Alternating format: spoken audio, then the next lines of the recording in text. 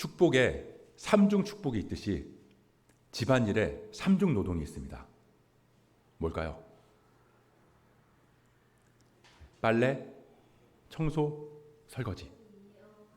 네. 이 청소, 설거지, 빨래 중에서 하나라도 빠지게 되면 집안은 돌아가지 않아요. 집이 존재하고 그 안에 사람이 사는 한 끊임없이 이어지는 게 바로 이 집안일입니다. 그래서 우리는 매일 청소를 하고 매일 설거지를 하고 매일 빨래를 해요. 그렇게 매일매일 해도 티가 안 나는데 안 한 날은 티가 팍 나는 게 집안일이라고 하잖아요. 그래서 집안일을 가사노동이라고 하나 봐요. 노동이라는 거죠. 노동. 그러니까 매일 노동처럼 집을 관리해야 사람이 살 수 있다는 거예요. 뭐 매일 하지는 않더라도 어쨌든 이 일을 안 하고는 살 수가 없으니까요. 집은 사람의 관리가 없으면, 그러니까 사람의 손이 닿지 않으면 금세 망가지잖아요. 사람이 사는 집은 지은 지 몇십 년이 돼도 뭐 조금 낡기는 하지만 그래도 사람이 살 수 있는 환경이 유지가 되거든요. 그런데 지은 지 몇 년, 아니 몇 달 안 되더라도 거기에 사람이 안 살고 방치가 된 곳은 집이 더 쉽게 망가진다는 겁니다. 손이 타야 집이 유지된다는 거예요. 차도 그렇죠. 차를 사서 아낀다고 차를 차고지에만 고이 모셔두면 차는 금세 고장나요. 오히려 차를 좀 타주고 고속도로도 좀 달려주고 소모품도 좀 갈아주고, 흔히 차를 길들인다고 하잖아요. 그렇게 차를 타줘야 차를 더 고장 없이 오래 탈 수 있다는 거예요. 꾸준히 닦고 조이고 기름쳐줘야 한다는 겁니다. 자, 그럼 우리 몸은 어떨까요?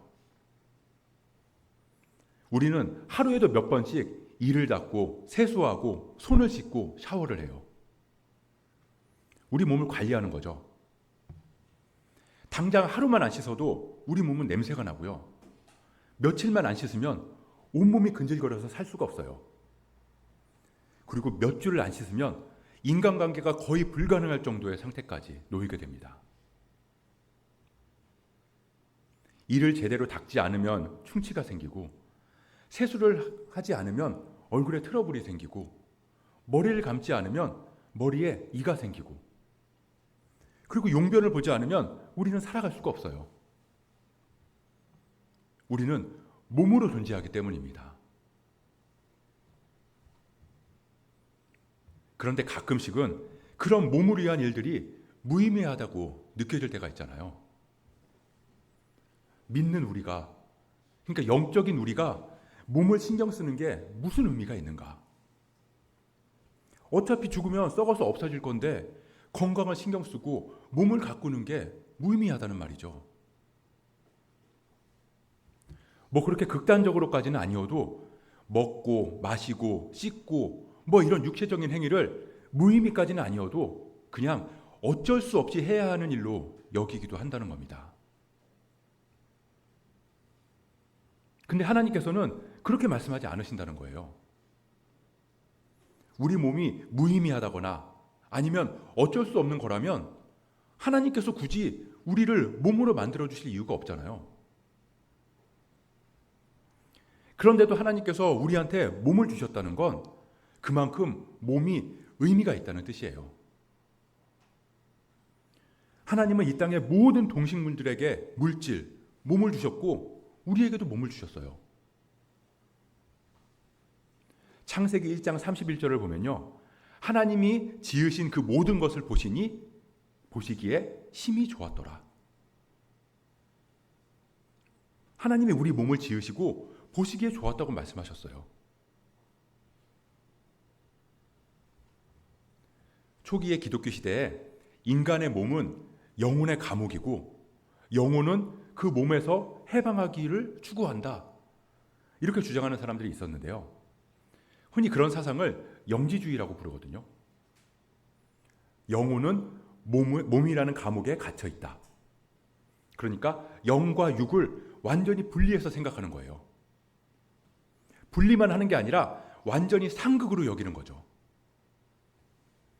고귀한 영혼을 누추한 우리 몸이 가두고 있다. 고귀한 삶을 몸이 가로막고 있다. 뭐 이런 거예요.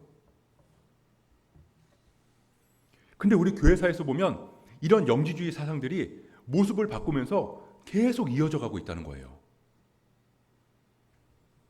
그리고 교회는 그런 영지주의 사상을 단 한 번도 이단으로 규정하지 않은 적이 없다는 거죠. 세상은 끊임없이 영과 육을 분리해서 생각하려고 하고요. 교회는 끊임없이 영과 육을 분리해서 생각하는 걸 인정하지 않았다고요. 그러니까 영은 거룩하고 고귀한 것이고 육은 벗어나야 하는 악한 것이라는 그런 이분법적인 사상은 전혀 성경적이지 않다는 말입니다. 성경은 우리의 몸의 가치를 존중하고 있어요. 기독교는 기본적으로 체화된 신앙이거든요. 근데 육을 악하게 보는 생각이 어디서부터 왔냐면 아담과 하와 때부터 시작됐다는 거예요. 죄가 우리 안에 들어오면서부터 말이죠. 창세기를 보면 죄로 인해서 인간이 타락한 이후에 몸은 수치다라고 생각을 하게 돼요. 벌거벗은 몸을 가리기 위해서, 그러니까 그 몸을 하나님이 창조하셨음에도 불구하고 그걸 수치로 여기게 됐다는 거예요. 그래서 나뭇잎을 엮어서 수치를 가리려고 했잖아요. 근데 그런 몸은 수치라는 그 잘못된 생각을 바로잡아 주신 사건이 있는데 그게 바로 예수님의 성육신이라는 겁니다. 예수님이 그런 우리 인간들의 수치심을 뚫고 들어오셨거든요. 사람들이 수치스럽다고 생각하는 그 몸을 입고 오셨다고요. 예수님은 우리처럼 세수도 하고 이도 닦고 목욕도 하면서 몸을 관리하셨어요. 잠도 자고 머리도 빗고 옷 매무새도 고치고 먹고 마시고 화장실도 가시고 그러시면서 말이죠. 오죽했으면 바리새인들이 예수님을 먹고 마시기를 좋아하는 사람이라고 비난했겠냐고요. 누가복음 7장 34절을 보면 예수님을 보면서 이렇게 말하고 있어요. 인자는 와서 먹고 마시매 너희 말이 보라 먹기를 탐하고 포도주를 즐기는 사람이요. 그렇게 예수님께서 육신을 입고 이 땅에 오셔서 우리처럼 몸을 입고 사셨어요. 그리고 우리를 위해서 십자가에 달려서 돌아가셨습니다. 그리고 다시 부활하셨어요. 근데 어떻게 부활하셨죠? 몸으로 부활하셨어요. 만약에 우리 몸이 필요 없다거나 하나님 나라에서 의미가 없는 거라면 그냥 영으로 부활하시면 되잖아요. 영으로 부활하셔서 하늘을 둥둥 떠다니시면 그럼 폼 나잖아요. 굳이 또 육신을 입고 부활하실 이유가 없었다고요. 근데 예수님은 부활하셨는데 다시 몸을 입고 부활하셨어요. 그리고 제자들한테 나타나셔서 이 못자국 난 손을 보여주시면서 손가락을 넣어보라고도 하시고요. 창자국 난 옆구리를 보여주시면서 만져보라고도 하셨잖아요. 우리 고린도전서 15장 20절을 한번 찾아볼까요? 고린도전서 15장 20절.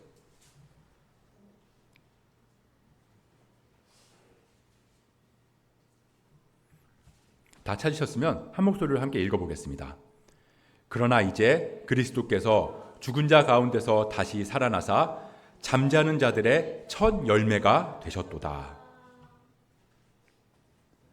예수님께서 부활하신 첫 열매가 되셨다는 건 우리는 두 번째, 세 번째 열매로 부활을 할 수 있다고 말씀하시는 거예요.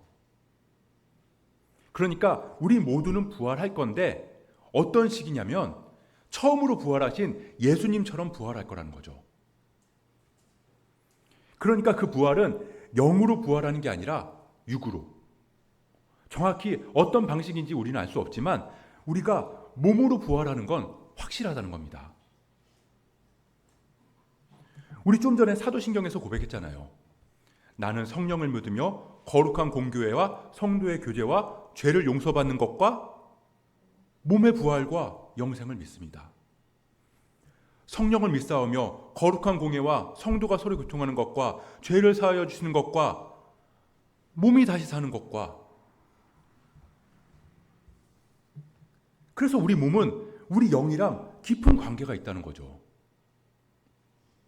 몸은 수치가 아니라 영과 깊은 관계, 아니 거의 하나로 붙어 있다고 볼 수 있다고요. 아담과 하와는 몸의 수치를 무화과 나뭇잎으로 가렸지만 결국 가리지 못했어요. 그래서 하나님께서는 예수님을 이 땅에 보내셨고 예수님은 육체를 지닌 삶과 죽음을 지나셨다고요. 그리고 마침내 부활하심으로 우리는 무화과 나뭇잎이 아닌 예수 그리스도로 옷 입을 수 있게 된 겁니다. 더 이상 몸은 수치가 아니고요. 그리스도로 옷 입은 우리 몸은 이제 거룩한 예배의 도구가 될 수 있다는 거예요. 오늘 본문 말씀을 다시 한번 보겠습니다. 로마서 12장 1절. 같이 읽어볼까요? 시작. 그러므로 형제들아 내가 하나님의 모든 자비하심으로 너희를 권하노니 너희 몸을 하나님이 기뻐하시는 뭘로요? 네. 하나님이 기뻐하시는 거룩한 산제물로 드리라. 거룩한 산제물. 이는 너희가 드릴 영적 예배니라. 너희 몸을 거룩한 산제물로 드려라. 이게 너희가 드릴 예배다. 근데 그게 무슨 예배냐면 영적인 예배다. 그러니까 우리 몸을 드리는 게 예배인데 그 예배가 곧 영으로 드리는 예배다. 이 말이에요. 흔히 영적인 예배하면 뭔가 막 환상을 보고 막 예언을 하고 방언을 하고 뭔가 막 굉장한 체험을 하고 그런 예배를 생각하곤 하는데요. 물론 그런 것도 영적인 예배라고 할 수 있겠지만 진짜 영적인 예배는 우리 몸으로 드리는 예배예요. 만약에 너희가 드릴 예배는 영적인 예배다라고 해서 영적인 것하고 육적인 것을 분리해서 생각한다면 여러분들은 여기 이렇게 교회 나와서 예배하실 필요가 굳이 없다는 거예요. 그냥 집에 누워서 하나님과 영적인 교감을 하면 되는 거예요. 근데 따지고 들자면 누워있는 것 자체도 육체적인 행위니까 어쨌든 영적인 건 몸을 벗어나서는 생각할 수 없다는 겁니다.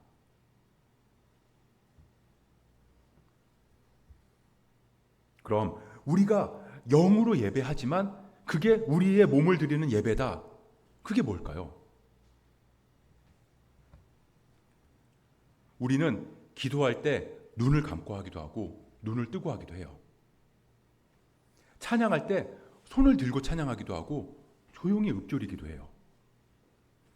임내라 기도할 때 또는 신앙 고백을 할 때 자리에 일어서서 하기도 하고 앉아서 하기도 해요. 그리고 우리는 그런 우리의 행위에 따라서 자세나 마음가짐이 달라지는 걸 느낀다는 겁니다. 뭐가 좋다, 뭐가 나쁘다가 아니에요. 사람의 상황과 여건에 따라서 다 다르게 할 수 있는 거니까요. 무릎이 안 좋은데 기어이 무릎 꿇고 기도할 필요도 없고요. 허리가 안 좋은데 기어이 일어나서 찬양할 필요도 없어요. 그래서 우리가 임내하거나 마지막 기도할 때 제가 가능하신 분들은 일어나시라고 말씀하시잖아요. 가능하지 않은 분들은 굳이 그렇게 하실 필요가 없다고요. 그러니까 제가 말씀드리는 건 무릎을 꿇고 기도하느냐, 양반다리를 하고 기도하느냐, 의자에 앉아서 기도하느냐, 그게 뭐가 맞고 뭐가 틀리다, 뭐가 좋고 뭐가 나쁘다 그런 걸 말하는 게 아니라 우리의 몸의 자세의 변화에 따라서 우리의 영의 상태가 달라지기도 한다는 걸. 그러니까 영과 육이 연결되어 있다는 걸, 그걸 말하는 거예요. 우리가 사랑한다는 마음, 내가 진심으로 누군가 사랑한다는 건 몸으로 표현하는 걸 통해서 알 수 있잖아요. 내가 누군가를 사랑한다면 사랑한다고 말해주고 안아주고 웃어주고 손잡아주는 걸로 표현할 수밖에 없으니까요. 마음은 몸으로 표현될 수밖에 없다고요. 그래서 우리는 영적인 예배를 드리기 위해서 몸을 이끌고 교회로 오기도 하고요. 무릎을 꿇고 기도하기도 하고요. 목소리를 내서 찬양하기도 하는 거예요. 영적인 예배, 육적인 예배가 따로 있는 게 아니라 영적인 예배는 우리의 온 몸과 온 마음을 다해서 드리는 예배라는 겁니다.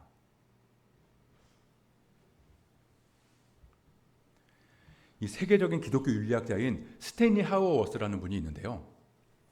저는 이분이 쓴 한나의 기도라는 책을 읽으면서 이 신앙인의 삶이 이런 거구나. 신앙인으로서 이 땅을 살아가는 게 이런 거구나라는 것을 많이 느꼈어요. 근데 이분이 크리스찬 이그지스턴스 투데이, 번역이 안 된 책이에요. 그런 책에서 이렇게 이야기를 했다고 하더라고요. 바닥에 엎드리지 않고도 기도할 수 있지만 나는 사람들이 무릎 꿇는 법부터 배우지 않는다면 교회의 제도로서의 기도는 더 이상 유지될 수 없다고 생각한다. 기도하는 법을 배우려면 몸을 구부리는 법부터 배워야 한다. 기도의 몸짓과 자세를 배우는 것은 기도를 배우는 것과 분리될 수 없다. 기도, 하나님과의 영적인 대화는 우리의 몸을 낮추는 것부터 시작된다는 말입니다. 분리될 수 없다는 거예요. 오히려 그게 시작이라는 거죠. 같은 원리예요. 우리의 모든 것이 하나님께로부터 왔음을 고백하는 건, 그러니까 모든 만물의 주인이 하나님이시고 나를 창조하시고 나를 주관하시는 분이 하나님이시고 나의 모든 필요를 채워주시는 분이 하나님이시라고 우리가 고백한다면 우리의 생각과 마음으로만이 아니라 먼저 그걸 우리의 몸으로도 고백해야 한다는 거예요. 어떻게 해요? 11조로요. 감사헌금으로요. 모든 것이 하나님께로부터 왔음을 고백하기 위해서 우리는 먼저 11조로 그 고백하는 법을 배우는 거라고요. 이 11조를 교회 재정을 채우기 위해서 걷는 돈이라고 생각하는 분들이 많으신데요. 저는 그런 말을 들으면 진짜 마음이 아파요. 그동안 교회들이 해온 행태들이 너무나 싫어요. 지금까지 교회가 교회 건물 짓거나 목회자가 쓰는 돈, 그거 거들라고 헌금하라고 압박한다고 생각하잖아요. 마치 헌금을 회비 걷는 것처럼, 회비 내라고 압박하는 것처럼 말이죠.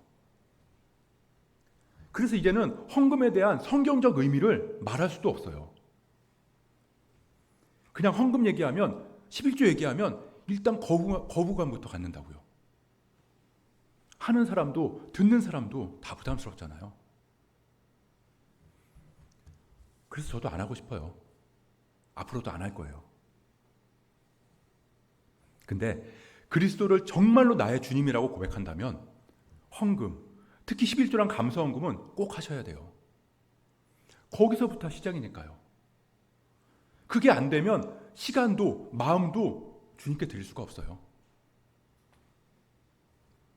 그리고 11조나 교회는 꼭 교회에 하지 않아도 돼요.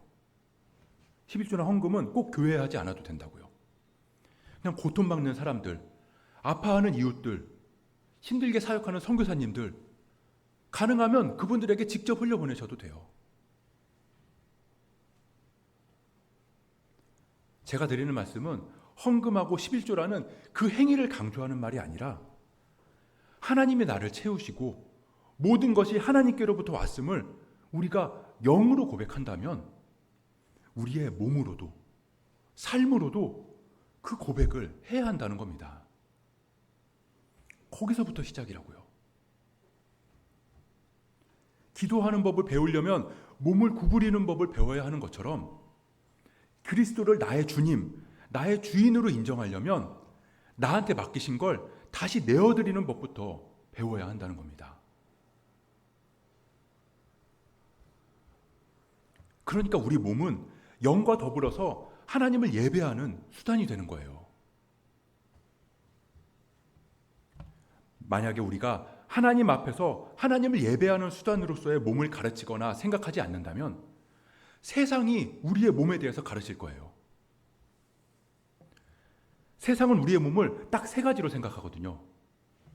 첫째는 쾌락의 수단, 즉 필요와 욕망을 채우는 수단으로 바라보거나, 둘째는 우리 몸을 숭배의 대상으로 여기거나, 셋째는 우리의 몸을 불필요하고 무의미한 걸로 여기게 해서 전혀 신경 쓰지 않게 한다는 겁니다. 그러니까 우리가 육체를 지닌 존재로서 하나님을 예배하고 몸이라는 이 좋은 선물을 돌보면서 그리스도인답게 사는 법을 배우지 않는다면 우리가 영과 육을 분리하는 거짓 복음이나 세상이 가르치는 몸으로 사는 법을 배우게 될 것이라는 말입니다. 그래서 우리가 성적인 정결함을 유지하는 거고요. 먹고 마시는 것에 대한 절제를 하는 거예요. 그게 다 영과 관련이 있다고 믿기 때문입니다. 성경에서 성적인 죄가 문제시되는 이유는 그 자체가 더럽고 악한 것이기 때문이 아니라 젊음이나 자유라는 이름으로 몸을 그 숭고한 목적에서 벗어나게 하기 때문이에요. 또 몸의 건강을 소홀히 하거나 그러면서 먹고 마시는 걸 절제하지 못한다거나 아니면 도리어 몸을 지나치게 관리하고 꾸미면서 신경 쓰는 건 역시 우리의 몸이 하나님의 거하시는 성전이다 라는 그 본질을 잃은 것이라고 볼 수 있다는 겁니다. 우리 로마서 6장 13절을 한번 찾아볼까요? 로마서 6장 13절. 로마서 6장 13절에는 이렇게 기록하고 있습니다. 다 찾으셨으면 함께 읽도록 하겠습니다. 시작. 또한 너희 지체를 불의의 무기로 죄에게 내주지 말고 오직 너희 자신을 죽은 자 가운데서 다시 살아난 자 같이 하나님께 드리며 너희 지체를 의의 무기로 하나님께 드리라. 우리 몸을 불의의 무기로 죄에게 내주지 말고 의의 무기로 하나님께 드려라. 그러니까 우리는 우리의 몸을 죄에게 불의의 무기로 내줄 수도 있고 하나님께 의의 무기로 드릴 수도 있다는 거예요. 우리가 우리의 몸을 어떻게 하느냐에 따라서 죄가 되기도 하고 의가 되기도 한다는 겁니다.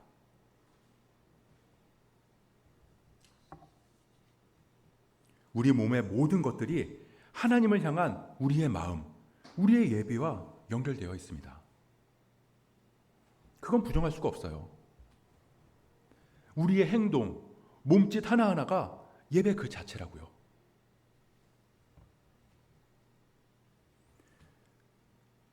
우리 고린도전서 3장 16절 17절을 다시 한번 찾아볼게요. 고린도전서 3장 16절 17절.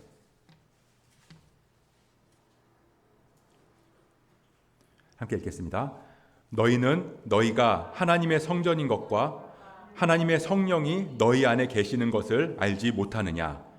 누구든지 하나님의 성전을 더럽히면 하나님이 그 사람을 멸하시리라. 하나님의 성전은 거룩하니 너희도 그러하니라.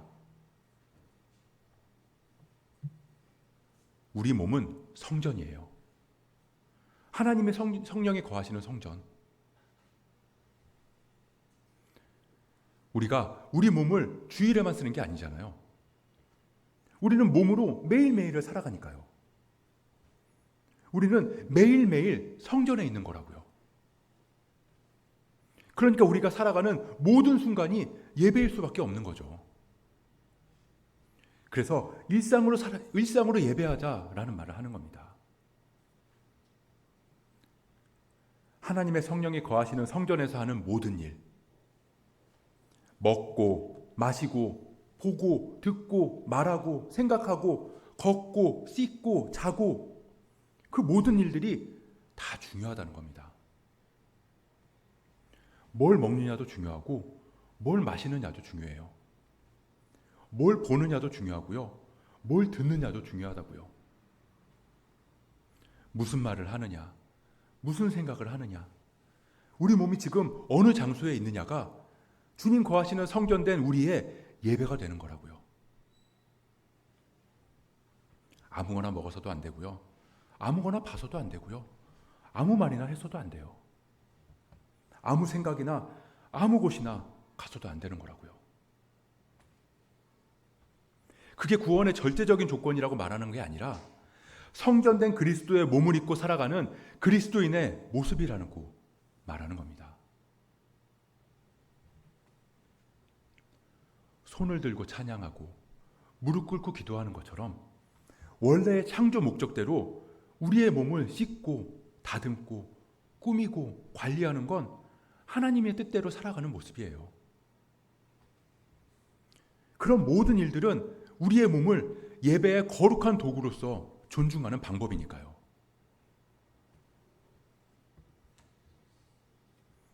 우리가 오늘이라는 예배를 시작하면서 우리가 아침에 일어나자마자 나는 하나님께 사랑받는 존재다 라고 선포하기로 했잖아요. 그리고 이부자리를 정리하면서 하나님과 함께하는 하루를 시작하기로 했어요. 혼돈스러운 자리를 정리하면서 기도하고 묵상하는 습관이 우리의 하루를 이끌어가고 그런 우리의 하루가 삶이 되고 그런 삶이 우리의 인생이 되어서 마침내 더욱더 하나님 닮은 형상으로 빚어져 갈 것을 우리는 알고 있습니다. 그래서 우리는 아침마다 세수하고 이를 닦고 면도하고 머리 빗고 거울을 보면서 우리를 몸으로 지으신 하나님을 기억하고 우리가 몸을 입고 살아가는 이유, 영으로 살아가는 동시에 육으로도 살아가는 우리가 영과 육으로 온 몸과 온 마음으로 하나님을 섬겨야 함을 잊지 말자고요. 매일 이를 닦는 건 너무나 번거로운 일이에요. 세수하고 면도하고 저는 정말로 면도하는 게 너무 귀찮아요.